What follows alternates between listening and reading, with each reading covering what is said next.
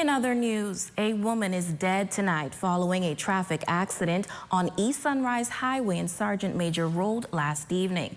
The victim, believed to be a young mother whose son was also in the vehicle. Our Ramiko Knowles was on the scene of the accident and filed this report. Skid marks, shattered glass, and a grain slipper remain on the scene of Grand Bahama's latest traffic fatality. According to police reports, it was shortly after 5:20 p.m. on Tuesday, October 25th, 2022, when the police control room received a report of a traffic accident in the area of East Sunrise Highway and Sergeant Major Road. Police say they responded and met the lifeless body of a female inside a gray-colored vehicle. The victim is unofficially identified as 25-year-old Talia Tamar. Police say she was traveling east along East Sunrise Highway when she lost control of her vehicle and crashed into a tree in the center median. EMS were summoned. They found no signs of life. However, the female driver was accompanied by a young male adult who was taken to the Grand Bahama Hospital. This is our preliminary investigations thus far. Bridget Stubbs and Edrica Martinborough were also traveling east at the time of the fatal crash. Stubbs was at the front of the vehicle and Martinborough at the rear. They witnessed the entire ordeal. I just heard a loud screech and I knew someone was about to hit me at the back. I braced myself because I was looking for a rear impact.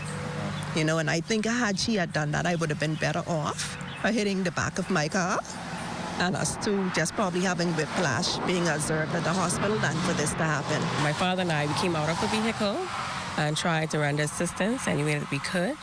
He and another gentleman immediately went and disconnected the battery of the vehicle. Although shaken up, they, along with others, quickly sprang into action to offer assistance. That is when they noticed a male toddler in the back seat of the vehicle.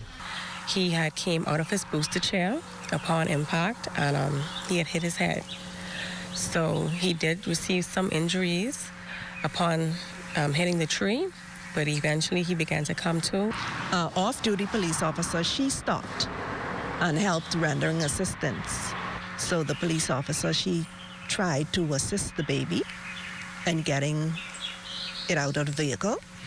And I went into my vehicle and took my back mats out to lay the baby on and sat on the ground with the baby until the ambulance came. At the scene of the fatality, police and fire officials spent quite some time prying one of the doors open to retrieve the body of the female occupant. The hearse then arrived on the scene to collect the body. A CT scan was performed on the toddler, who was transported to the Rand Memorial Hospital, and officials say that he is okay. We continue to sensitize the motoring public to obey or adhere to the speed signs, the traffic signs, more so the speed zones during the day and nighttime. The latest traffic fatality becomes Grand Bahama's third for the year. For the Bahamas Tonight, the Northern Edition, I'm Ramiko Knowles.